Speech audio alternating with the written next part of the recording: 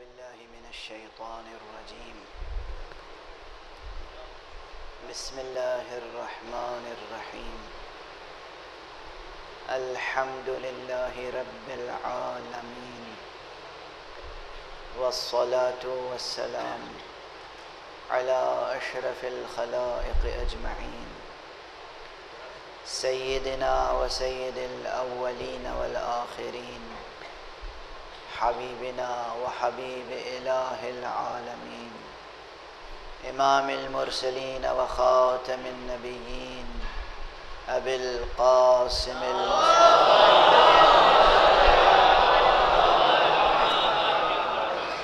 وعلى أهل بيته الطيبين الطاهرين الهداة المهديين المعصومين المظلومين، واللعنة الدائمة على أعداء الدين أجمعين. أما بعد، فقد قال الله تعالى عز اسمه في محكم كتابه ومتقن خطابه: بسم الله الرحمن الرحيم. ولقد كرمنا بني آدم وحملناهم في البر والبحر ورزقناهم من الطيبات وفضلناهم على كثير ممن خلقنا تفضيلا. صدق الله العلي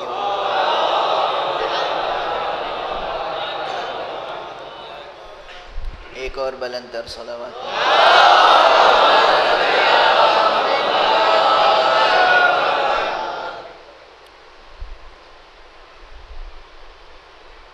عزیزان گرامی، اس وقت کی یہ مجلس بھی ایک ایصال ثواب کے عنوان سے ہے،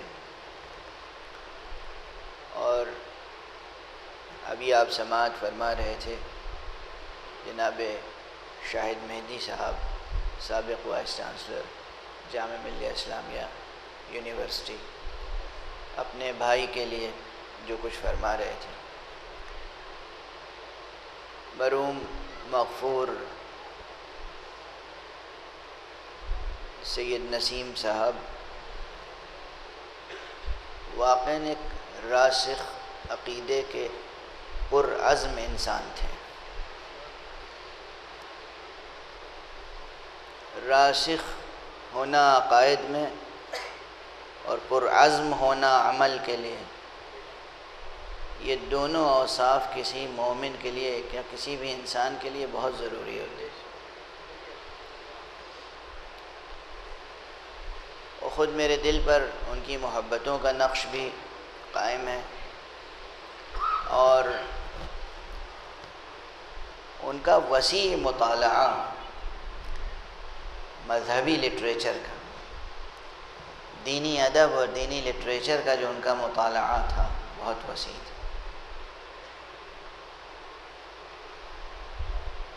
اور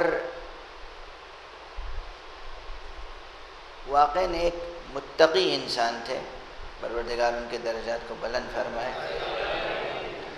یہ کتاب جس کی ابھی رسم اجرا ادا کی گئی، ان کی تقریروں کا مجموعہ ہے، اور شب میں ان کے فرزند ارجمند نے مجھے یہ کتاب عنایت فرمائی تھی.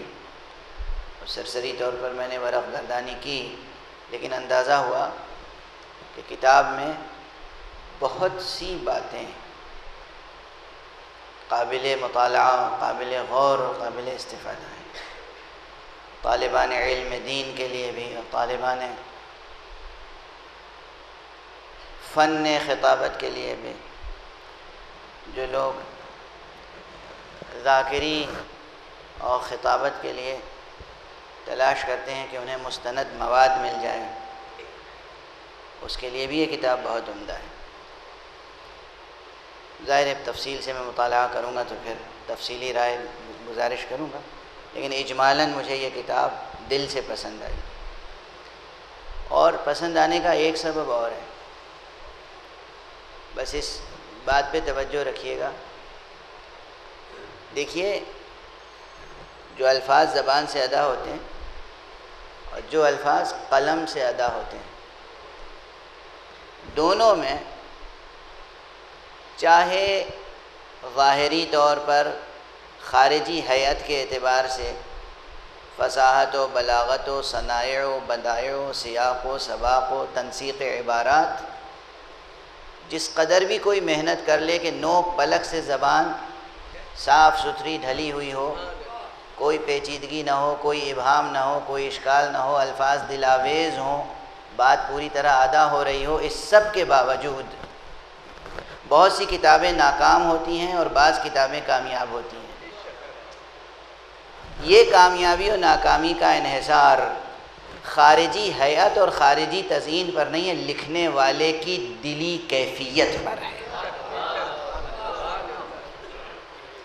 بولنے والے یا لکھنے والے نے کس جذبے سے، کس نیت سے، کس عزم سے وہ الفاظ زبان سے یا قلم سے ادا کیے ہیں۔ نیت کی تاثیر ہے جو تحریر کو بھی زندگی بخشتی ہے، ورنہ چیزیں جو ہیں وہ لفاظی کے زمرے میں آ جاتی ہیں۔ اگر نیت درست ہے، کس نیت سے کوئی شخص لکھ رہا ہے، کس نیت سے کوئی شخص زبان سے الفاظ ادا کر رہا ہے، وہ چیز اس کے الفاظ کو زندگی بخشتی ہے۔ بہرحال اس کتاب میں مجھے وہ اخلاص نیت نظر آیا جو مرحوم نسیم صاحب کو اپنے خدا سے اور پیغمبر و اہل بیت پیغمبر سے حاصل تھا۔ اخلاص نیت و اخلاص عمل و اخلاص انتصاب بہت بڑی دولت ہے، اس سے بڑی کوئی دولت، کوئی قدر وجود نہیں رکھتی۔ اس وقت بھی میں نے اسی آیت کو سرنامہ کلام قرار دیا ہے جسے کل رات میں سرنامہ کلام قرار دیا تھا، لیکن اس وقت آواز میری جیسی کچھ ہے آپ کے سامنے ہے۔ حلق کی کیفیت، آواز کی کیفیت، جسم کی کیفیت کسی بھرپور تقریر کے لیے اس وقت ممد اور مددگار نہیں ہے۔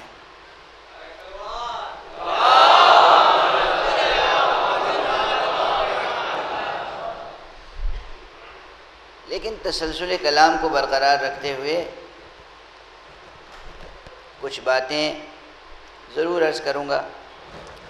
نماز ظہر کا وقت بھی قریب آ رہا ہے، اس وقت تک گفتگو کو مکمل بھی کرنا ہے۔ کل جو بات میں نے دو ایک مرتبہ اشارتاً کہی، اسے آج ذرا صراحت سے کہنا چاہتا ہوں۔ ایک انسان ہمارے درمیان سے اٹھ گیا ہے اور ہم سب انسان بیٹھ کے اس کے ایصال ثواب کے لیے اللہ کے بھیجے ہوئے معصوم انسانوں کا تذکرہ کرنے کی سعادت حاصل کر رہے ہیں۔ تو سب سے مرکزی حقیقت یہاں پر انسان ہے، اور فرما رہے ہیں آپ انسان کی حقیقت اور حیثیت اس کائنات میں کیا ہے، انسان کی معنویت کیا ہے۔ ہم آپ ہر شخص اپنے متعلق سوچے و فکر کرے کہ ہماری معنویت کیا ہے۔ ہم حیوان ہیں، چوپاؤں کے مقابلے میں دو پائے ہیں ہم۔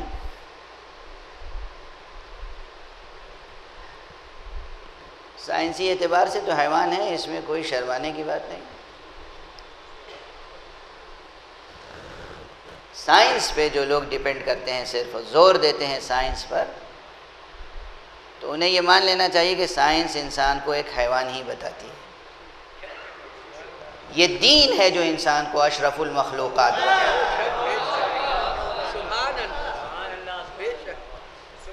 یہ اشرف المخلوقات کا کانسیپٹ، اشرف المخلوقات کا تصور، اشرف المخلوقات ہونے کا اعزاز، یہ سائنس ہمیں نہیں دے رہی ہے، یہ ہمیں دین عطا کر رہا ہے۔ کہاں سے عطا کر رہا ہے؟ جب حق سبحانہ و تعالیٰ کی طرف سے اعلان ہوتا ہے آدم کی تخلیق کے ساتھ کہ انی جاعل فی الارض خلیفہ، میں اسے زمین میں اپنا جانشین بنا رہا ہوں۔ اشرفیت صرف خلق یا مخلوق ہونے کی حیثیت سے نہیں ہے، ایک مخلوق جامع، ایک متوازن، ایک نہایت ہی سیمیٹریکل اور نہایت ہی بیلنس، نہایت ہی خوبصورت اور حسین جسم رکھتے ہیں ہم، اور بہت سی صلاحیتیں رکھتے ہیں، بہت سی فیکلٹیز ہیں وغیرہ وغیرہ وغیرہ۔ یہ سب چیزیں فطریات و جبلیات، یہ سب جو کچھ بھی ہیں ہمارے اندر، ان سب نے مل کے ہمیں اشرف المخلوقات نہیں بنایا ہے۔ اشرف المخلوقات اس نسبت نے بنایا ہے جو ہمیں اس سے حاصل ہے۔ جب اس نے کہا ہم اسے اپنا جانشین بنا رہے ہیں تو یہ اشرف ہو گیا۔ ہم اسے اپنا سائنس تو کوئی ٹیکسٹ ہمیں پرووائڈ نہیں کر سکتی کہ بندروں نے ہمیں اشرف مانا ہے یا نہیں، پتھروں نے ہمیں اشرف مانا ہے یا نہیں، درختوں نے ہمیں کچھ تسلیم کیا ہے یا نہیں۔ سائنس کے پاس کوئی ڈاکومنٹری پروف ہے؟ سائنس کچھ پرووائڈ کر سکتی ہے کہ ہاں پتھر بھی آپ کی عظمت مانتے ہیں، درخت بھی آپ کو تسلیم کرتے ہیں، چاند ستارے سورج سب آپ کو تسلیم کرتے ہیں؟ سائنس ایسا کوئی ڈاکومنٹ پروڈیوس نہیں کر سکتی، کوئی ایویڈنس دکھا نہیں سکتی، اور سائنس جو کچھ کرتی ہے وہ ہمیں من جملہ مخلوقات اور من جملہ حیوانات بتاتی ہے۔ یہ القاء نسبت الہیہ ہے۔ حق سبحانہ و تعالیٰ کی طرف سے جو نسبت القاء ہوئی، اس نے جو مخصوص عنایت فرمائی، اس نے جو چشم کرم فرمائی، اس کا نتیجہ یہ ہے کہ ہمیں اعزاز اشرفیت نصیب ہوا، اور اس القاء نسبت کے ساتھ وہ جوہر ولایت اس نے عطا فرمایا کہ چیزیں خود سے اعتراف کریں یا نہ کریں، سائنس اس اعتراف کو ریکارڈ کر سکے یا ریکارڈ نہ کر سکے، لیکن ایک انسان کامل پتھر کے سنگریزوں کو ہتھیلی پہ لے کے کلمہ پڑھوا کے بتاتا ہے کہ تم بتاؤ ہمارے ہاتھ پر آ کر ہم اشرف المخلوقات ہیں یا نہیں۔ درخت کو اشارہ کر کے حرکت کرنے پہ مجبور کر کے بتاتا ہے کہ درخت بھی ہماری بات مانتا ہے یا نہیں۔ چاند کو دو ٹکڑے کر کے بتاتا ہے، سورج کو پلٹا کے بتاتا ہے۔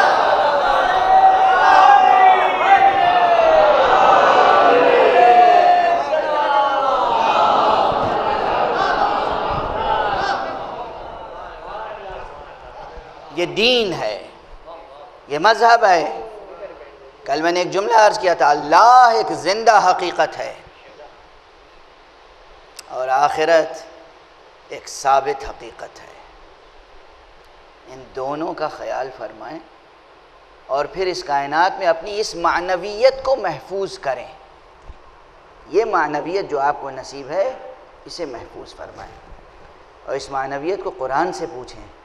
خطیب قرآن، حبیب کبریا، نور کبریا، محمد مصطفیٰ صلی اللہ علیہ وآلہ وسلم، ان سے پوچھیں کہ یہ معنویت انسان کی کیا ہے۔ امیر المؤمنین علی ابن ابی طالب ان کے کلام میں دریافت کریں کہ معنویت انسان کی کیا ہے، اور آج لوگوں کو بتائیں، سب کو بتائیں، یہودیوں کو آپ بتائیں، عیسائیوں کو آپ بتائیں، دوسرے مذہبوں ادیان کے ماننے والوں کو آپ بتائیں کہ انسان کی عظمت کا تصور آپ کے پاس کیا ہے۔ یہ کام ہے کرنے کا۔ کل جو میں عرض کر رہا تھا، قلم اٹھائیں، لکھیں۔ اہل قلم، علماء، مفکرین، دانشور، شعراء، ادباء انسانی عظمت کو واضح کریں، انسان کی معنویت کو واضح کریں، اور انسان کی جو اس وقت تذلیل و توہین ہو رہی ہے، اور خون انسانی جتنا ارزاں ہے، جتنا بے قیمت بنا دیا گیا ہے، اس ظلم کے خلاف احتجاج کریں، خاموش نہ بیٹھیں، اس ظلم کے خلاف احتجاج کریں۔ سرمایہ پرستوں اور سرمایہ داروں سے مروب نہ ہوں۔ سرمایہ بری چیز نہیں ہے، سرمایہ پرستی بری چیز ہے۔ یہ کوئی نئی بات تھوڑی میں کہہ رہا ہوں، آپ سبحان اللہ کہہ رہے ہیں۔ سرمایہ بری چیز نہیں ہے، سرمایہ پرستی بری چیز ہے، دنیا بھی بری چیز نہیں ہے۔ دنیا بری چیز ہے؟ ہرگز بری چیز نہیں۔ دنیا پرستی بری چیز ہے، دنیا پرستی بری چیز ہے۔ دنیا تو حق سبحانہ و تعالیٰ نے سجائی ہے، اس کی بنائی اور سجائی ہوئی کوئی چیز بری بھی ہو سکتی ہے؟ آپ نے بنائی ہے دنیا، سائنسدانوں نے بنائی ہے دنیا، دنیا اللہ نے بنائی ہے۔ اللہ کی بنائی ہوئی کوئی چیز بری بھی ہو سکتی ہے؟ اللہ کی بنائی ہوئی کوئی چیز نجس بھی ہو سکتی ہے؟ اللہ کی بنائی ہوئی کوئی چیز شر بھی ہو سکتی ہے؟ نہیں۔ یہ بہت بڑا موضوع ہے، چھوٹا موضوع نہیں ہے، لیکن اب وقت بھی نہیں ہے اور مجھ میں سکت بھی نہیں ہے۔ پر اتنی ہی صحت تھی، سمیٹ کے لایا تھا بہت دنوں سے، ایک تقریر میں ختم ہو گئی۔ اب میں وعدہ نہیں کرتا مجلسوں کا، تو عذر سامنے ہے آپ کے، جو بیٹھا ہوں وہ پڑھا نہیں جا رہا ہے، بات کہنے کی بہت ہے اور کہی نہیں جا رہی ہے۔ ایک صلوات پڑھ دیجئے۔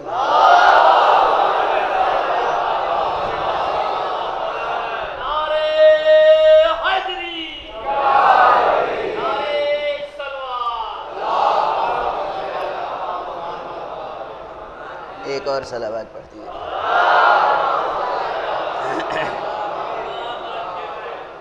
دیکھیے قرآن مجید، وحی الہی اور فرامین مقام ختم نبوت، ارشادات ائمہ اطہار علیہم السلام، ان سے جو روشنی بکھری ہے اور جنہوں نے کسب فیض کیا ہے، جنہوں نے اکتساب نور کیا ہے، ان مفکرین نے، ان ادبا نے، ان شعراء نے، ان اہل سیر سلوک نے، ان اہل عرفان نے، ان ارباب معرفت نے انسان کی معنویت کو طرح طرح سے روشن کرنے کی کوشش کی ہے۔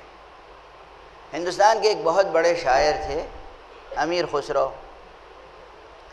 امیر خسرو کے فارسی کے 2 مصرعے بہت مشہور ہیں، اور میں اس سے پہلے ممبر پہ 2-3 بار پڑھ چکا ہوں، پھر آج پڑھ رہا ہوں آپ کے سامنے۔ انسان کے تعلق سے کہتے ہیں، انسان کے تعلق سے وہ فرماتے ہیں کہ ایک صلوات پڑھ دیجئے محمد۔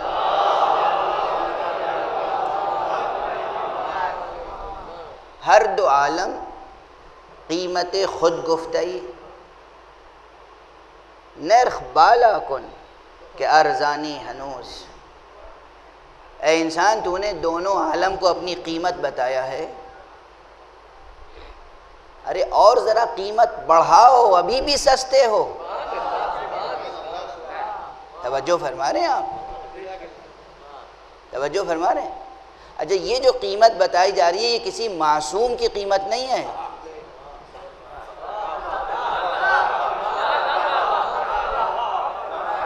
واضح ہے، یہ کسی انسان کامل اور انسان معصوم کی قیمت نہیں بتائی جا رہی ہے۔ توجہ رہے، یہ انسان کی عظمت کا تصور سائنس نے نہیں دیا ہے۔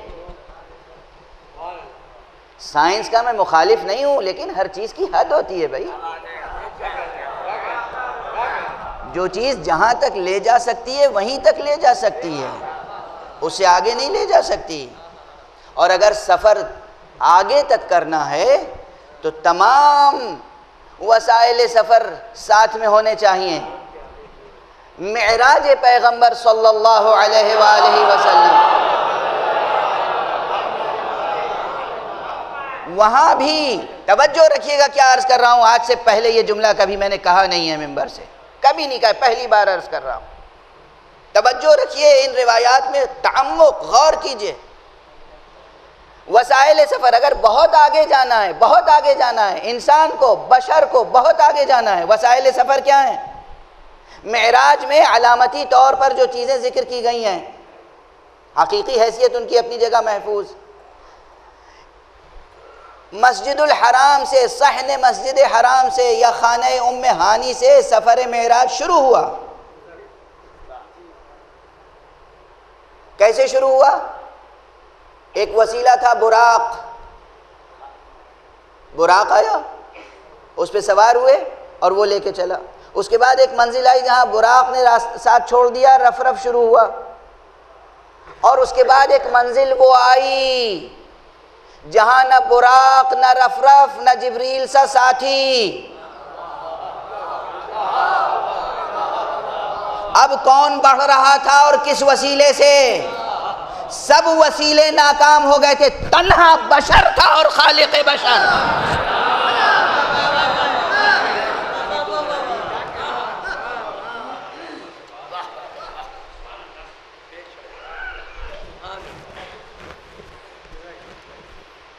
افسوس ہے کہ میں سکت نہیں ہے کہ اس بیان کی تشریح کر سکوں۔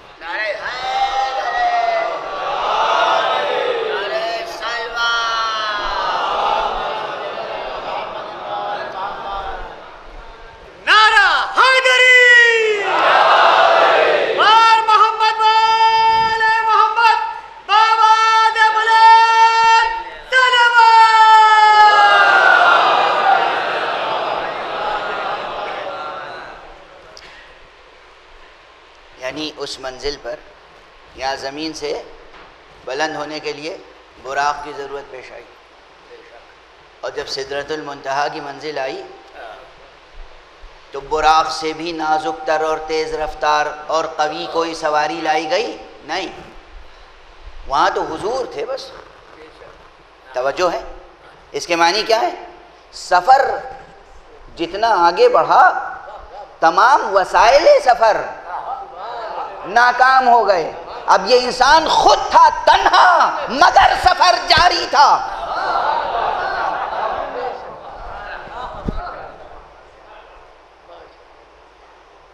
نہیں، مجھے بہت افسوس ہے، بڑی گھٹن ہے کہ اس مطلب کو واضح نہیں کر پاؤں گا اس مختصر وقت میں۔ یہ بحث نہیں چھیڑی، حالانکہ 20-22 مجلسیں میں نے صرف معراج پہ پڑھی ہیں، لیکن یہ بحث نہیں چھیڑی تھی اس سے پہلے جو آج چھڑی ہے یہاں پر، اور یہ انسان کی معنویت کے حوالے سے ہے۔ انسان کیا ہے؟ انسان کیا ہے؟ انسان ویسے چونکہ وقت کم ہے، بہت کم ہے، اور سکت اس سے بھی کم ہے، تو اب چھوٹے چھوٹے جملے اپنے ہی کہے ہوئے دہرا دوں بس۔ انسان کا ایک نام اور ہے، وہ کیا ہے؟ بشر۔ بڑا خوبصورت نام ہے، اس میں ایک بے ہے اور ایک شر۔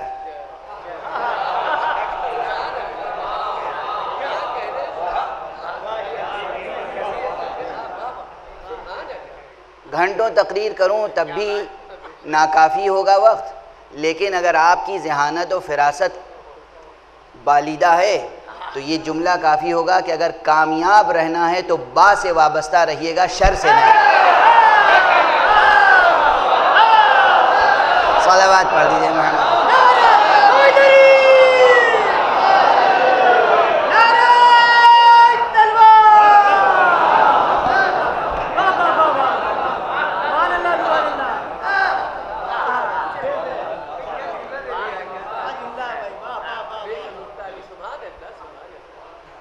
اگر کامیاب رہنا ہے نا، بشر ایک لفظ ہے، اس لفظ کا چہرہ کیا ہے؟ لفظ کا چہرہ کیا ہے؟ لفظ کا پہلا حرف وہ کیا ہے؟ بے۔ چہرہ سنبھال کے رکھیے گا۔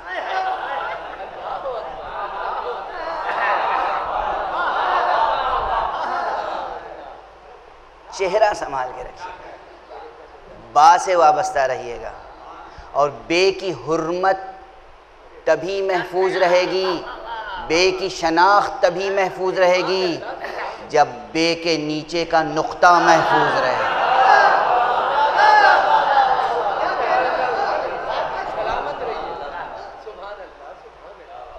دیکھیے یہ سب رمزیہ گفتگو ہے،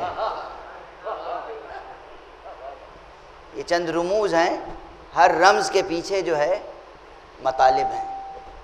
نقطے کی حقیقت کیا ہے؟ الف کی حقیقت کیا ہے؟ اصلاً اساس کلمے کی کیا ہے؟ کلمہ یعنی لفظ، اس کی اساس کیا ہے؟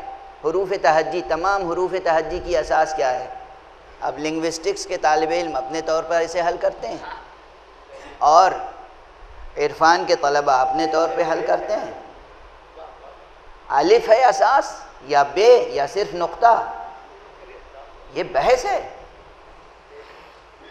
یہ بحث ہے. یہ نہیں کہ یہ خطیبانہ الفاظ کا کھیل ہے. ممبر کھیلنے کی جگہ نہیں ہے.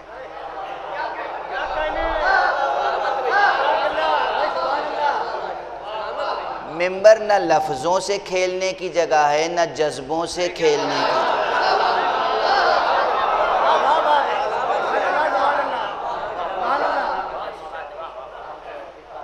میرے دوستو، میرے ساتھیو، خطیبو، محرم آ رہا ہے، یہ جملہ یاد رکھنا. ممبر نہ لفظوں سے کھیلنے کی جگہ ہے نہ جذبوں سے کھیلنے کی جگہ ہے. ممبر بھی عبادت کی جگہ ہے، ممبر بھی اطاعت کی جگہ ہے، ممبر پیغام رسانی کا وسیلہ ہے. ممبر دین الہی اور مقام ختم نبوت کے پورے پیغام کا کہ کلچرل ایسپیکٹ کا مرکزی نقطہ ہے ممبر. ممبر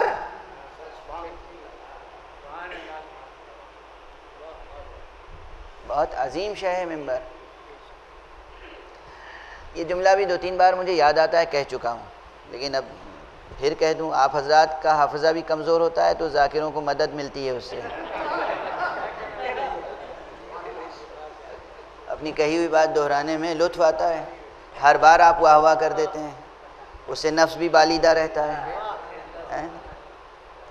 لیکن کبھی کبھی یاد رہے تب بھی یاد دہانی کرانی پڑتی ہے، اور خاص طور سے بچوں اور نوجوانوں کے لیے.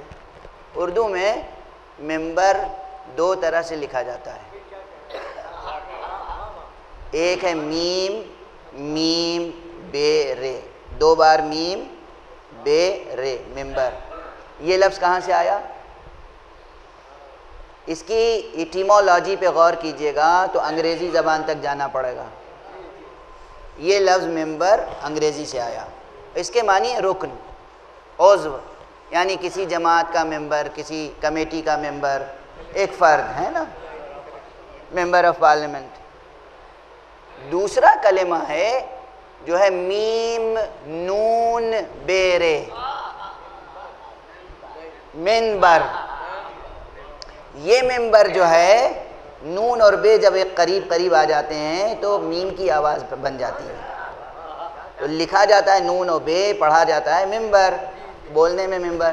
یہ ممبر، اس کی ایٹیمولوجی اور مورفولوجی پہ غور کیجیے گا، یعنی اس کے اشتقاق پر غور کیجیے گا، اس کی حیت پہ غور کیجیے گا، اس کے مادے پہ غور کیجیے گا. تو اس کا مادہ ہے عربی زبان میں، عربی میں ہے نابارا، نون بے رے، نابارا یعنی بلند ہوا. ممبر وہ آلہ جو کسی کو بلند کرے. ممبر بلندیوں کا سفر طے کرنے کا وسیلہ ہے بشر کے لیے. ہماری جانیں قربان ہو جائیں اس معلم انسانیت پر جس نے انسان کو بلند کرنے کا یہ وسیلہ عطا کیا جس کا نام ہے ممبر، اور خود بنا کر دکھایا کہ ایسے بناؤ ممبر. اور کل رات کی مجلس میں جو میں کہہ چکا ہوں کہ جہاں صحرا میں بگولے رقص کرتے تھے وہاں ممبر بنوا کے بتایا کہ ممبر کی اہمیت کیا ہے.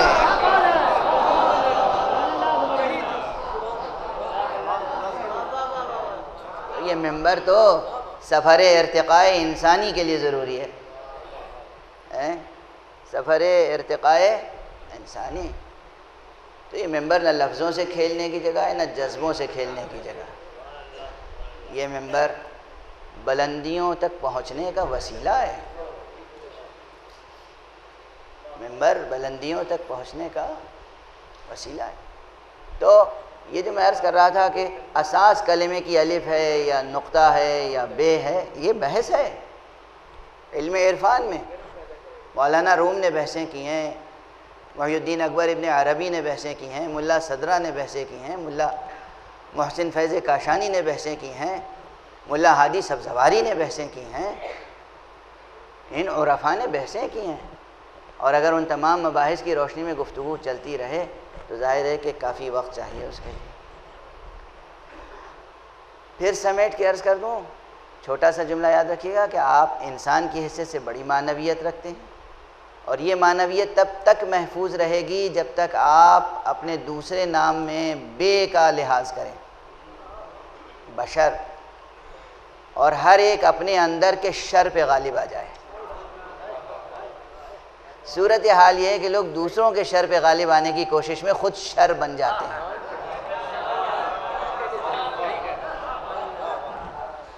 خود شر بن جاتے ہیں۔ اپنے اندر کے شر پہ ہر شخص قابو پانے کی کوشش کرے۔ ایک وعدہ اور کیا تھا، تیزی سے میں عرض کر دوں، کل رات کی تقریر میں، انسان کی معنویت، انسان کی عظمت، اس کائنات میں انسان کی حیثیت کس سے وابستہ ہے؟ اس نسبت سے جو حق سے حاصل ہے۔ تو توحید درمیان میں آئی۔ میں نے کہا تھا توحید کے بعد سب سے عظیم چیز کیا ہے؟ اقدار کے حوالے سے قدر حریت۔ حریت کی تعریف کیا عرض کی تھی میں نے؟ حریت وہ وصف ہے، حریت وہ صلاحیت ہے کہ جو پوری جرأت کے ساتھ حق کو اختیار کرنے اور باطل کو بے باکی کے ساتھ رد کرنے کی قوت عطا کرے انسان کو۔ ٹھیک ہے نا؟ یہ ہے حریت، یہ باطل کو رد کرنا پوری بے باکی کے ساتھ اور حق کو اختیار کرنا پوری جرأت کے ساتھ۔ اس کے مختلف مظاہر ہوتے ہیں زندگی میں۔ زندگی میں مختلف مظاہر ہیں، معاملات میں، اور سب سے زیادہ یہ مظاہر معاملات میں ہیں، عبادات میں اتنے زیادہ نہیں ہیں۔ اور یہ جملہ میرا نہیں ہے، یہ جملہ کائنات کے سب سے بڑے معصوم محمد مصطفیٰ صلی اللہ علیہ وآلہ وسلم کا جملہ ہے۔ آپ کے ایک جملے کا مضمون اردو میں یہ ہے، خلاصہ مضمون یہ ہے کہ آپ نے فرمایا، حضور نے فرمایا کہ اگر تمہیں یہ دیکھنا ہو کہ کوئی شخص کتنا مومن ہے، کتنا بڑا ایماندار ہے، تو یہ نہ دیکھو کہ مسجد میں کتنی دیر تک نمازیں پڑھتا ہے، کتنی دیر تک مسجد میں بیٹھ کر قرآن کی تلاوت کرتا ہے، مسجد میں کتنا وقت گزارتا ہے، وہ سب عبادتیں ہیں۔ فرمایا اگر یہ دیکھنا ہے کہ ایماندار کون کتنا بڑا ہے تو اسے معاملہ کر کے دیکھنا۔ حضور کا جملہ ہے، حضور کا جملہ، حضور کا جملہ، حضور کا جملہ ہے۔ عزیزان گرامی، کرامت بشری، عزت آدم رہن معاملات ہے۔ ہر شخص آج کی مجلس سے یہ بھی ایک عملی پیغام لے کے جائیے، معاملات۔ اور معاملات کی بھی ڈیفینیشن اور اس کے اطلاقات بہت ہیں، ظاہر وقت تنگ ہوتا چلا جا رہا ہے۔ معاملات صرف پیسے کا معاملہ نہیں ہوتا، لفظوں کے معاملات سے لے کر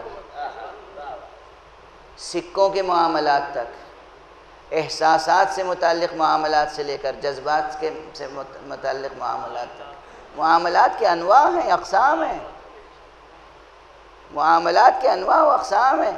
ہر معاملے میں ہمیں ہر معاملے میں حق کو اختیار کرنا ہے، باطل کو رد کرنا ہے۔ حق کو اختیار کرنا ہے، باطل کو رد کرنا ہے، تب ہماری حریت اور کرامت اور عزت و شرافت محفوظ رہے گی۔ اب اس ضمن میں وقت ختم ہو چکا بالکل، اس ضمن میں اس وعدے کو بھی جس طرح بھی نبھا سک رہا ہوں نبھا دوں۔ میں نے کہا تھا کہ آپ سنتے رہتے ہیں کہ امام حسین علیہ السلام نے بیعت کیوں نہیں کی۔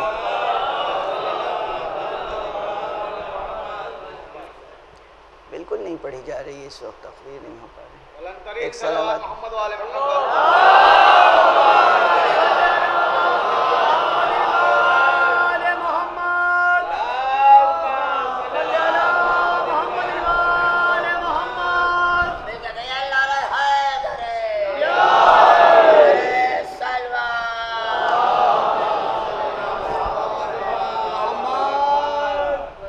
اب ظاہر ہے یہ بحثیں ہیں، جو گزارش کرنا چاہتا تھا اور کرنا چاہتا ہوں پھر کبھی انشاءاللہ. کل میں نے بار بار کہا ہے اور کہتا رہوں گا ہر اعتبار سے، ہر پلیٹ فارم پر، ہر صرف شیعوں کے درمیان نہیں، کوئی بھی ملے آپ کو، مسیحی ہو، یہودی ہو، ہندو ہو، مسلمان ہو، کوئی سا بھی مسلمان ہو،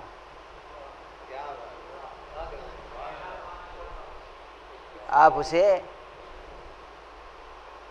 یہ ضرور بتائیں کہ انسان کی معنویت کو اچھی طرح سے درک و دریافت کرنا ہے تو تمہیں حسین کے پاس جانا پڑے گا.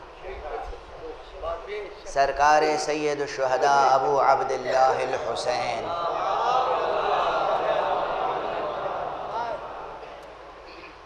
جس طریقے سے امام حسین علیہ السلام نے انسان کی معنویت سے انسان کو آشنا کیا ہے، یہ بہت تفصیل طلب مضمون ہے، موضوع ہے.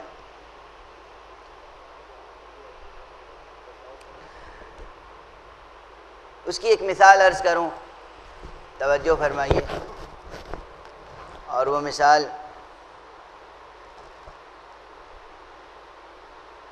قضیہ بیعت سے بھی جڑی ہوئی ہے، لیکن مثال یہ ہے کہ امام حسین علیہ السلام سے زہیر قین دور دور رہتے تھے. جب دور دور رہتے تھے تو ان کی زندگی کے اہداف کچھ اور تھے، مقاصد کچھ اور تھے، اور جب مقام ضرورت پر امام حسین علیہ السلام سے ان کی ملاقات ہو گئی، ایک مختصر سی ملاقات.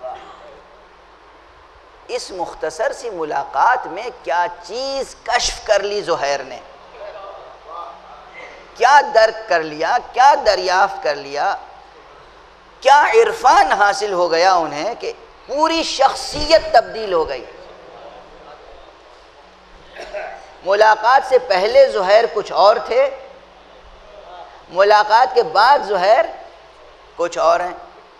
ملاقات سے پہلے زہیر کو اس دنیا میں جینے کی آرزو تھی، عافیت کوشی تھی، مصلحت اندیشی تھی، بیوی بچوں کا خیال تھا، تجارت کا اہتمام تھا، دنیا میں بارونق زندگی بسر کرنے کی تمنائیں تھیں، اس کی تدبیریں تھیں.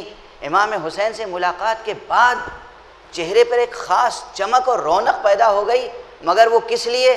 مرنے کے لیے.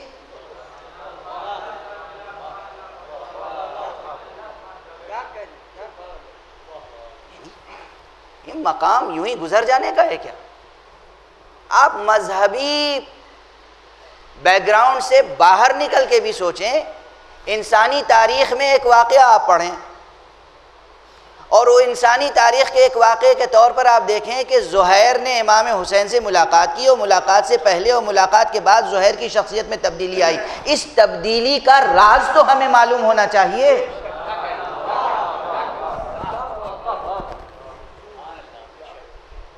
اس تبدیلی کا راز، اور کیسی عظیم تبدیلی. دیکھیں یہ جملے جو ہیں تاریخ گواہ ہے، تاریخ. یہ جملے جو ابھی میں کوٹ کروں گا یہ جملے حبیب ابن مظاہر کے نہیں ہیں، یہ جملے حضرت عباس کے نہیں ہیں، یہ جملے جناب قاسم کے نہیں ہیں. یہ جملے شب عاشور جناب زہیر قین ہی کے ہیں کہ فرماتے ہیں کہ ایک بار کی شہادت اگر 70 بار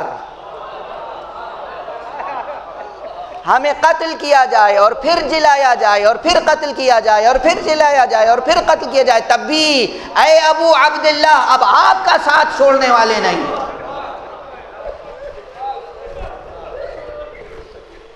کیا چیز تھی زہیر کے پاس؟ زہیر بنی ہاشم سے نہیں ہے نا. غور تو کیجئے، یہ ایک واقعہ انالائز کریں، ڈوبیں، تحقیق کریں، شعراء اس پر لکھیں. مجھے نہیں معلوم اردو کے کتنے شعراء نے خاص طور سے حضرت زہیر ابن قین کے حال کا کوئی مرثیہ کہا ہو. ایک آدھ ہوگا ضرور، مگر جناب زہیر قین کے اس واقعے کیا چیز کشف کی ہے زہیر نے؟ کون سی روشنی ملی ہے زہیر کو؟ کون سی روشنی ملی زہیر کو جو یہ مر مٹنے کا عزم ہے بار بار؟ توجہ ہے. بیعت کر لیں اگر یزید کی، بیعت کر لیں یزید کی تو زندگی ہے دنیا کی، انکار بیعت، یہ چیزیں مگر قائم ہے. یعنی آپ دیکھیے زہیر کا خاندان، زہیر کا بیک گراؤنڈ، تاریخ میں کہا جاتا ہے کہ زہیر جو ہیں وہ بنو امیہ کے وفاداروں میں سمجھے جاتے تھے. ایک امام حسین سے ملاقات، اب ایک جملہ کہوں تازیانے کی طرح چبھ جائے گا آپ کو، وہ زہیر تھا جو ایک بار حسین سے ملاقات کرنے کے بعد تبدیل ہو گیا. وہ کیسے افراد ہوں گے جو مسلسل کسی معصوم کے ساتھ رہیں اور تبدیل نہ ہو.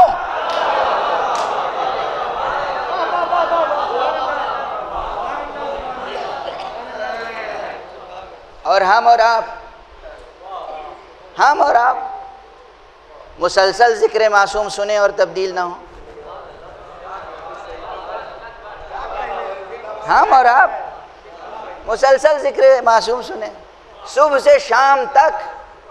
اس لکھنؤ میں بھی میں سمجھتا ہوں کہ سال کے 365 دن صبح سے شام تک کسی نہ کسی گھر میں ذکر حسین ہوتا ہوگا.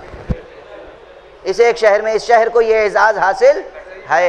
اس کے باوجود ہمارے معاملات میں حق پرستی کتنی ہے اور باطل کوشی کتنی ہے.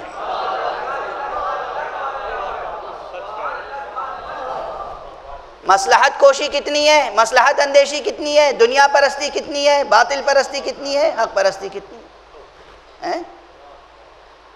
یہ سب بحثیں سوچنے کی ہیں یا نہیں ہیں؟ بس اب ایک دو جملے میں ایک بڑی بحث اور سمیٹ دوں. یہ جو ابھی کہہ رہا ہوں اس پہ کئی 100 صفحے لکھے جانے چاہیے، جو 2 جملے 3 جملوں میں کہوں گا. جو لوگ لکھنے پڑھنے کا ہنر رکھتے ہیں ان سے پوچھیے گا کہ ایک صفحہ لکھنے میں کس قدر محنت کرنی پڑتی ہے. ایک صفحہ لکھنے کے لیے سینکڑوں صفحہ پڑھنا پڑتا ہے. یہ پروفیسر عزیز حیدر صاحب تشریف فرمائے یہاں پر، زندگی بھر انہوں نے نہ جانے کتنے اسٹوڈنٹس کو PhD کرائی ہے. ایک صفحہ لکھنے میں سینکڑوں صفحے پڑھنے پڑتے ہیں. تو لکھنا، اور جو قوم پڑھنا ہی بھول چکی ہو اس سے کیا توقع کریں کہ لکھے گی بھی. اب ایک قوم بہت بڑی پیدا ہو گئی ہے جو سن سن کے سناتی رہتی ہے.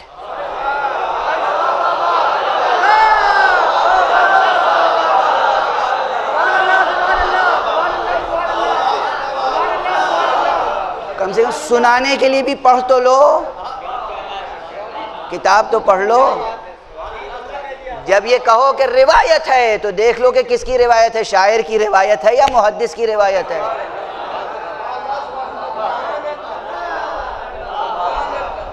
سن سن کے سنانے والی ایک پوری جماعت تیار ہے، اور وہ جماعت ایسی ہے کہ اب پڑھنے لکھنے والوں کی دشمن بھی ہو چکی ہے. میدان یہ اقتصادی میدان ہو گیا نا. بازار، ہمارے ہاتھ سے بازار نکل نہ جائے، ہمارے ہاتھ سے بازار نکل نہ جائے. آپ ذرا دیکھیے، آپ ذرا بہت تلخ بحث ہے، سنیں واہ واہ نہ کریں. اس وقت کیفیت یہ ہے ہمارے یہاں ایک بہت بڑا طبقہ ہے ذاکرین کا، اور ذاکرین کا مزاج کیا ہے؟ ہر ذاکر ممبر پر آنے کے بعد کہتا ہے کہ دیکھو ولایت علی تم میں سے کوئی نہیں جانتا سوائے میرے. میں ہوں، مجھے عرفان حاصل ہوا ہے ولایت علی کا، باقی سب مقصر ہیں. غور فرما رہے ہیں آپ؟ ان سے پوچھئے کہ آپ جنت سے کب نازل ہوئے؟ جبرائیل نے اپنے پروں پہ بٹھا کے آپ کو جنت سے لا کے یہاں کب اتارا؟ اور کس مکتب وحی میں یا کس غار حرا میں آپ پہ وحی نازل ہوئی؟ جو باتیں 10 برس پہلے نہیں تھی دین میں، شریعت میں، وہ آج کیسے ہو گئی؟ دلیل کہاں سے آ گئی؟ لندن میں جس مسجد میں میں ہوں، اور ہمارے برادر معظم حجت الاسلام والمسلمین مولانا ذوالقدر رضوی صاحب قبلہ نے اور ہم لوگوں نے مل کے بہرحال وہاں پہ مسجد، ایک شرعی مسجد باقاعدہ تاسیس کی. تو ایک دن وہاں ایک صاحب تشریف لائے، بزرگ، دیکھیے واقعہ میں سنا رہا ہوں، میرے ساتھ گزرا ہے، بزرگ. اور جب وہ آئے، میں نماز پڑھانے کے لیے کھڑا ہوا تھا، میں پیچھے ہٹ گیا، میں نے کہا آپ بزرگ ہیں، آپ پڑھائیں. یہی تہذیب ہمیں سکھائی گئی ہے۔ میں پیچھے ہٹ گیا اور اسرار سے میں نے کہا آپ پڑھائیں۔ اب انہوں نے نماز مغرب پڑھائی پہلے، اور نماز مغرب میں بالکل ویسے ہی نماز پڑھائی جو ہم لوگ 1400 برس سے پڑھ رہے ہیں۔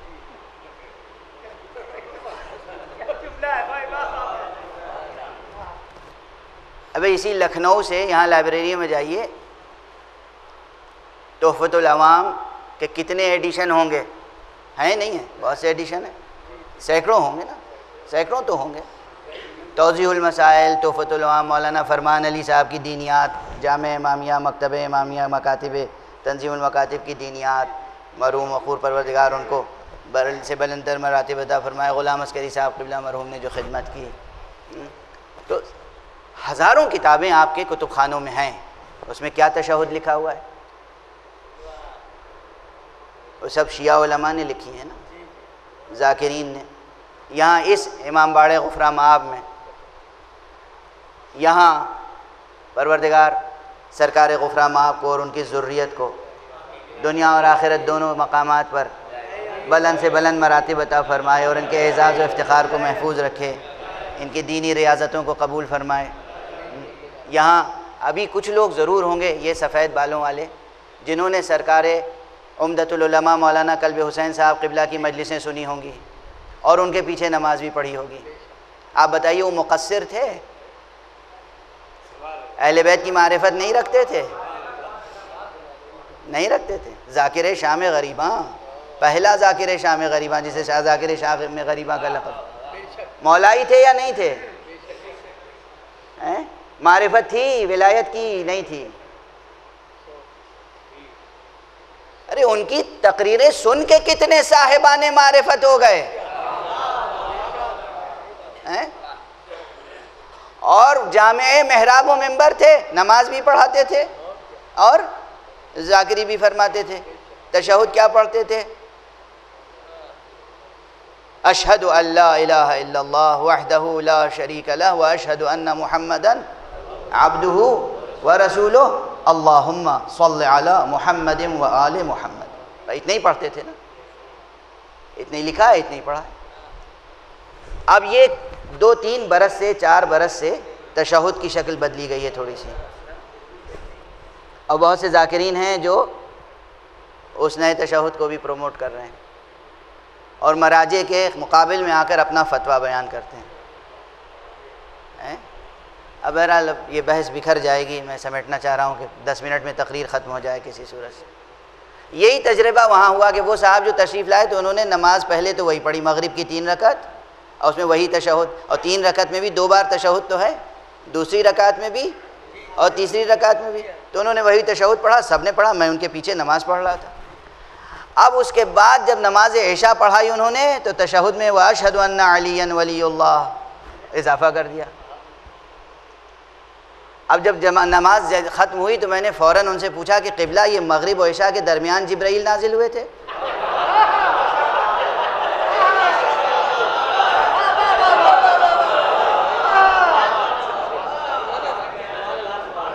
دیکھیں نا، حد ادب بھی اس کی بھی حد ہے۔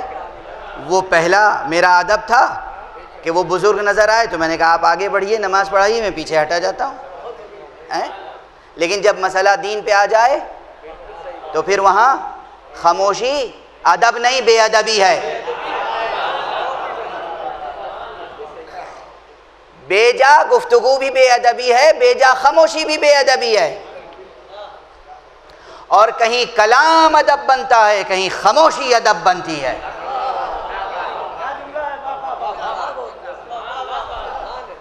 بہرحال میں نے گزارش کی، میں نے کہا حضور حضرت جبرائیل تشریف لائے تھے ابھی؟ ایسے ہی پوچھا میں نے۔ اب خاموش، کیا جواب دیں؟ اگر کہیں جی تو کہیں گے ختم نبوت کا عقیدہ کیا ہوا؟ بھئی آپ مغرب آپ نے پڑھائی ہے اس طرح اور عشاء آپ نے پڑھائی ہے، یہ کیا نماز جو ہے یا عبادات یہ مرزا غالب کا دیا ہوا مصرع ہے کہ آپ مصرے پہ مصرع لگائے چلے جا رہے ہیں؟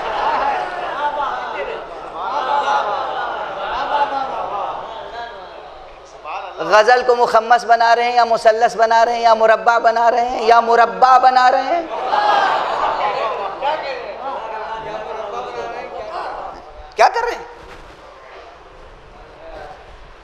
بات کہاں سے کہاں چلی گئی.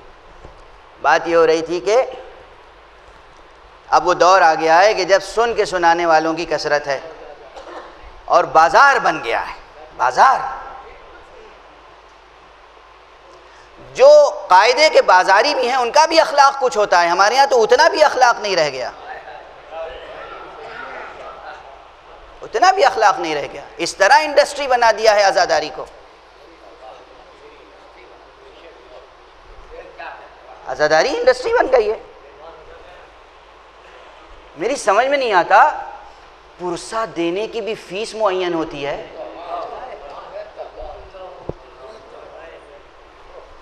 پرسہ دے رہے ہیں کس کو؟ جناب زہرا کو پرسہ دے رہے ہیں اور اس کی فیس معین ہو رہی ہے, فیس وغیرہ وغیرہ. اب دیکھیے وہی میں نے کل بھی کہا تھا نا کہ اے مدعی دست شفا دل ہے یہ دل ہے, ایک گھاؤ نہیں اس میں تو ناسور بہت ہے. یہ میرے خرد ہیں اور مجھ سے محبت کا اظہار فرماتے رہتے ہیں. انہوں نے کسی موقع پہ کہا تھا اور کسی نے کہا کہ آپ وضاحت کر دیجئے گا اپنے بارے میں. آپ کے بارے میں بھی بہت بدنامی مشہور ہے کہ آپ بہت لمبی لمبی رقمیں جو ہیں وہ طے کر کے لیتے ہیں. میں اس ممبر سے عرض کر رہا ہوں کہ کبھی بھی میں نے خواب و خیال میں بھی نہ ملک میں نہ ملک سے باہر کبھی ذکر مولا ابو عبداللہ کے لیے کوئی ہدیہ طے کرنے کی کوشش نہیں کی, اور اگر کسی نے مجھ سے طے کرنے کی کوشش کی تو میں نے اس کے یہاں مجلس نہیں پڑھی.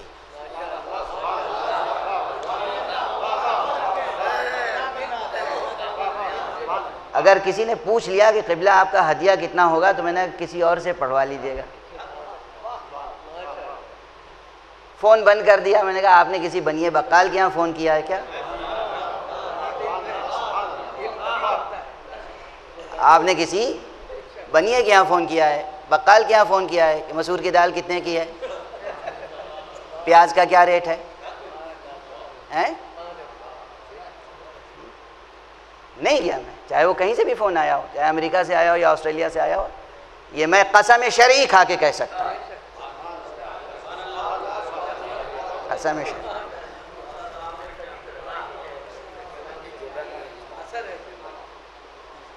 بہرحال پتہ نہیں مختلف باتیں آتی چلی جا رہی ہیں اور کہتا چلا جا رہا ہوں. یہ جو میں عرض کر رہا تھا کہ سن کے سنانے والوں کی جماعت تیار ہو گئی اور مذہب کہاں سے کہاں چلا گیا. لکھیے اور پڑھیے اور اس کے بعد تفسیر کیجئے معصوم کے کلمات کی, ایک ایک قضیے کی. جناب زہیر کا قضیہ میں عرض کر رہا تھا, ٹھیک ہے نا. جناب زہیر آ کے ملے امام سے اور اس ملاقات میں کیا روشنی مل گئی انہیں, کیا کشف ہو گیا, اپنے وجود کی کون سی معنویت دریافت کر لی کہ میرے وجود کا مصرف کیا ہے. ایک جملہ سن لیجئے, یہ میرا جملہ نہیں ہے, سادہ سا ترجمہ ہے. مولا امام حسین ہی کے ایک ارشاد کا فرماتے ہیں کہ لوگوں, اگر یہ جسم خلق ہی اس لیے ہوا ہے کہ ایک دن یہ پیوند خاک ہو جائے, اگر یہ بدن یہ جسم اس لیے بنا ہے کہ یہ ایک دن مردہ ہو جائے, مر جائے, تو اس سے بہتر اس کا استعمال نہیں ہے کہ راہ خدا میں ٹکڑے ٹکڑے ہو جائے.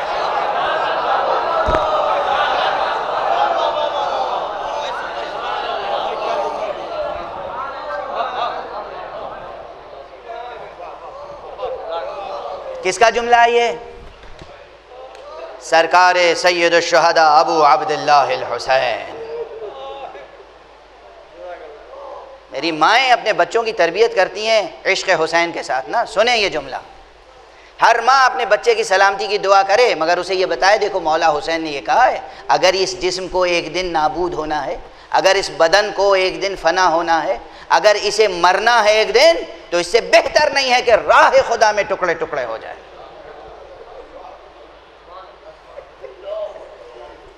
تم سلامت رہو 1000 برس, مگر اس آرزو اور امید کے ساتھ کہ پروردگار جب بھی موت آئے تیری راہ میں ٹکڑے ٹکڑے ہو جاؤں.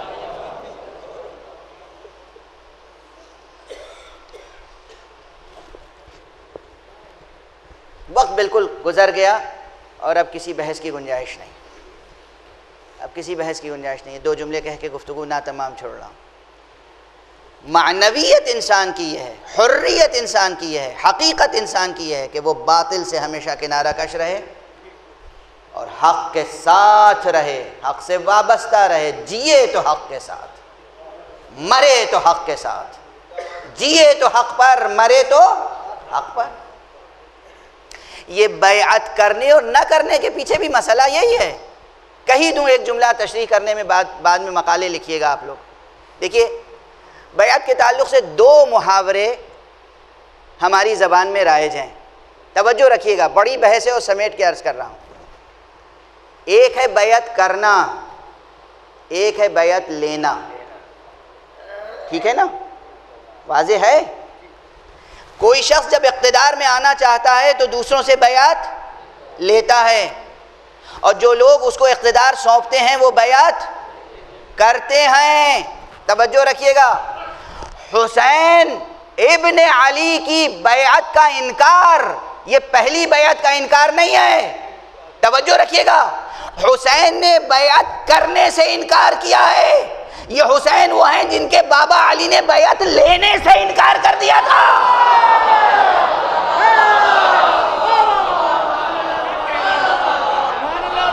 جو بیعت باطل کے ساتھ بیعت لینا گوارا نہ کرے وہ باطل کی بیعت کرنا کب گوارا کرے گا؟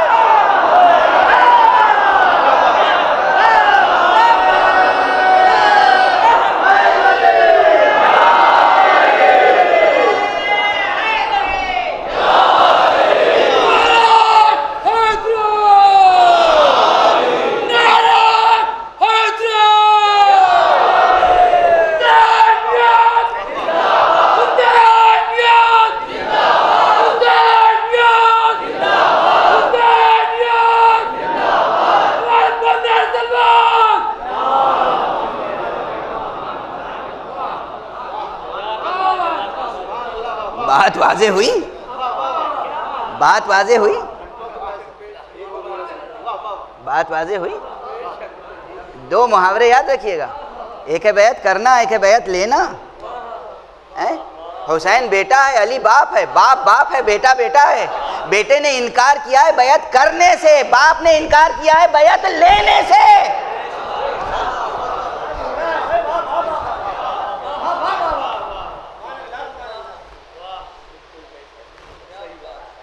بس ختم ہو گئی گفتگو، اب بالکل موقع نہیں. حالانکہ یہ بحث بہت بڑی بحث ہے، بہت بڑی بحث ہے. حسین نے انکار بیعت فرمایا یعنی پوری جرأت کے ساتھ باطل کو رد کیا، پوری بے باکی کے ساتھ باطل کو رد کیا اور حق کو اختیار کیا اور اپنے فرائض منصبی کو پورا کیا. اور جو لوگ امام حسین کے ساتھ زندگی اور انسانیت کی اس معنویت کو پا گئے، پھر ان میں امام حسین پر بھی فداکاری کا جذبہ کتنا تھا. زہیر کی مثال سامنے آئی، کہتے تھے کہ 1 بار نہیں 70 بار اگر مجھے بار بار قتل کیا جائے اور جلایا جائے تب بھی آقا حسین اب آپ کا ساتھ نہیں چھوڑیں گے. اور اللہ کا شکر ہے، میں ناز کرتا ہوں، فخر کرتا ہوں اس عزادار مجمع پر. میں نے کراچی میں یہ منظر اپنی آنکھوں سے دیکھا ہے، اپنی آنکھوں سے دیکھا ہے. بم بلاسٹ ہوا، لوگوں کے پڑاخے اڑ گئے، اعضا اڑ گئے، مگر جوانوں ایک علم بھی زمین پر گرنے نہیں دیا گیا.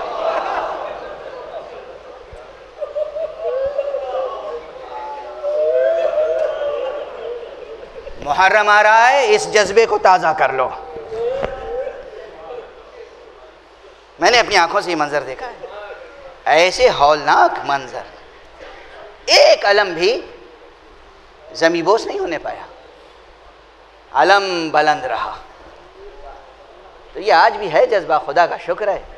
دعائے زہرا ہے، دعائے زینب ہے، آرزوئے زینب ہے. تمام معصوموں کی دعائیں آپ کے ساتھ ہیں، امام زمانہ کی دعا آپ کے ساتھ ہے. خدا آپ کو سلامت رکھے اور جو ہم میں سے گزر گئے ان کے درجات کو بلند فرمائے. کربلا میں تو ایک سے ایک مثالیں ہیں. حبیب کی مثال ہے، زہیر کی مثال ہے، بریر کی مثال ہے، حر کی مثال ہے. بس ایک جملہ کہہ کے گفتگو کو تمام کر رہا ہوں، اس لیے کہ اذان ظہر ہو جائے گی۔ امام حسین کے اوپر شہید ہونے والے کئی ایسے ہیں کہ جو عمر میں سن میں بہت بزرگ سال تھے، اور ان میں سے ایک حبیب اور ایک ان کے ساتھی مسلم ابن اوسجہ تھے۔ مسلم ابن اوسجہ بعض روایات کی بنا پہ پہلے شہید ہیں یا بالکل ابتدا میں شہید ہونے والوں میں سے ہیں۔ جب حملہ کیا ہے یکبارگی دشمنوں نے اور اس کے بعد غبار چھٹا ہے، تو جب جائزہ لیا گیا تو دیکھا کہ مسلم زخمی ہیں اور زمین پہ ایڑیاں رگڑ رہے ہیں۔ مسلم بہت عظیم شخصیت کے مالک تھے، مسلم ابن اوسجہ۔ امام حسین خود سرہانے تشریف لائے، حبیب ابن مظاہر آئے، عباس آئے، سب آئے۔ مسلم سے سب سے زیادہ قریب تھے حبیب۔ پروردگار نسیم صاحب کی روح کو سرشار رکھے۔ جناب حبیب ابن مظاہر آگے بڑھے اور انہوں نے مسلم ابن اوسجہ سے کہا کہ بس مسلم، تم میرے دوست ہو، تم جا رہے ہو، یہ سمجھو میں تمہارے بعد آ رہا ہوں۔ اگر مجھے زندہ رہنے کی کوئی آس ہوتی تو تم سے کہتا کہ وصیتیں کرو، میں تمہاری وصیت پوری کروں گا، مگر مجھے معلوم ہے کہ میں زندہ نہیں رہوں گا، اس لیے میں تم سے یہ بھی نہیں کہہ سکتا کہ وصیت کرو۔ یہ سننے کے بعد بھی زہیر نے ایڑیاں رگڑتے ہوئے نزع کے عالم میں کہا حبیب میری ایک وصیت ہے۔ اجرکم حبیب میری ایک وصیت ہے۔ حبیب تڑپ گئے۔ حبیب نے کہا مسلم یہ موقع نہیں ہے کہ میں کوئی وصیت کا متحمل ہو سکوں۔ کہا نہیں، بس اتنی وصیت ہے، جتنی دیر بھی، جتنے لمحے بھی، جب تک بھی تمہارا دم سلامت رہے اس امام کا خیال رکھنا، فرزند زہرا حسین کا خیال رکھنا۔ جب تک تم لوگ سلامت رہو حسین تک کوئی تیر پہنچنے نہ پائے۔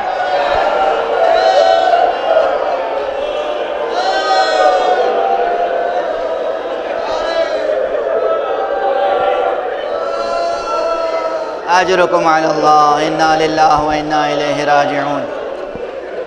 رضا بقضائہ و تسلیما لامرہ، پروردگار ہمیں علوم قرآن اور معارف اہل بیت سے آشنا فرما۔ پروردگار مرحوم نسیم صاحب ذاکر حسین تھے، ان کی روح کو شاد فرما، اور ان کے پورے خاندان، پورے کنبے کو اس دنیا میں بھی سرفراز رکھ، آخرت میں بھی سرفرازیاں عطا فرما۔ پروردگار تمام مومنین کو اپنی خاص حفظ و امان میں رکھ۔ پروردگار روئے زمین پر جہاں جہاں ذکر حسین ہو رہا ہے ان مقامات کی رونقوں میں اضافہ فرما۔ پروردگار تمام ذاکرین امام حسین کو اپنی خاص حفظ و امان میں رکھ۔ پروردگار جو ہم سے لغزشیں ہو رہی ہیں ان سے درگزر فرما، ہمارے علم میں اضافہ فرما، ہماری توفیقات میں اضافہ فرما۔ پروردگار اپنے ولی آخر کو اذن ظہور عطا فرما، اور ان کے ہاتھوں سے اپنی رحمت و رافت و عدالت کا پرچم لہرائے۔ ایک مرتبہ سورہ حمد اور 3 مرتبہ سورہ اخلاص کی تلاوت فرما کر مرحوم نسیم صاحب کی روح کو ایصال فرما۔